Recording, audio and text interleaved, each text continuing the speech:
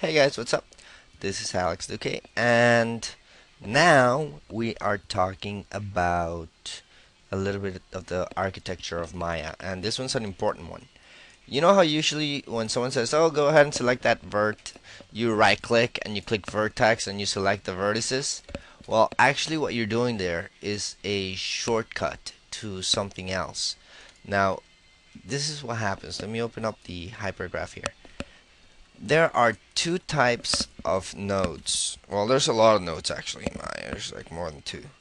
But whenever you have a shape, this guy, there are two things. There is a transform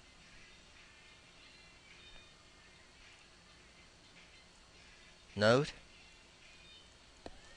and there is a shape node. In this case, because this guy, I haven't deleted the construction history, just FYI, okay? There's also here, right now, there's also it's, I think it's called construction history. Construct history, right? But let's not worry about that. Transform node and shape node. Those are the two types of nodes that you sort of like need to worry about. This is what happens whenever an object looks green like that when you select it, and that's the object mode. That's the transform node. And if you look at it here, you see that that's yellow. Whenever you select something, it turns yellow there. I'm going to show the input selections for a second, and I just deleted the construction history. So again, if I select it, here's the transform node. Here's the shape node. But see that if I'm selecting, I'm not selecting the shape. But if I press F8, or I'm just going to press F8 for a second here, and now when I select the vertex, I'm selecting the shape. When I select the object, I'm selecting the transform, and when I select the vert, then it's the shape.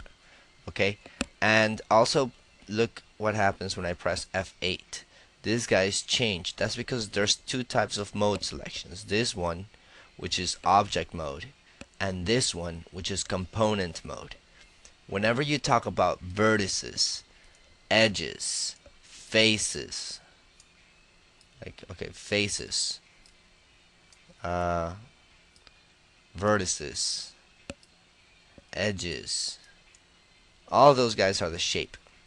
But the best place to select them, although you know it's a good idea to always do that because it's a shortcut, actually if you press F9, it gives you vertex selection and you are in component mode.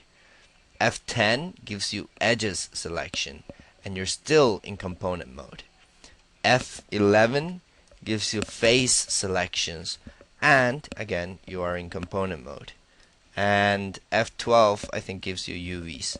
So usually what I do is I do that. That's how I work. F9, 10, 11, 12. Because if not, and F8 switches between object and component mode. You can see how this is changing as I'm pressing it. Okay, because whenever you actually do this vertex, I am not in component mode. I'm actually it's like a shortcut. I'm actually selecting it, but I am not in that mode. The reason why this is important is the following. The transform node controls, translates, rotates, and scales of the object, and therefore its shape. Okay? But whenever you select the shape, you're not moving the object. What you're moving here in vertex is the shape itself. So there's sort of like a container here. It's like, look at the pivot. I'm going to go back to component, to object mode. Look where the pivot is. See? I sort of like moved the shape away from where it was originally. Alright? So you can think of the let me just bring up my little drawing thing. Think of the transform. Let's change colors. Transform. Think of it as a drawer. Okay? And in that drawer, there's the things that make up the drawer. You know, like a little ball and maybe like a little triangle. If you move the transform, then those guys are moving with it. Then you have the shape node, which are those little guys. So if you move those guys, the other guy is still there. You're just changing their location. Okay, so that's really what it is. You know, it's like these guys are inside of that guy. This is like the hierarchically, this is higher up, and then the shape node is underneath or is under that. Now that's an important structure to understand, because once we start talking about deformers, we will be moving vertices, and that means that we're not moving the transform, we're moving the shape.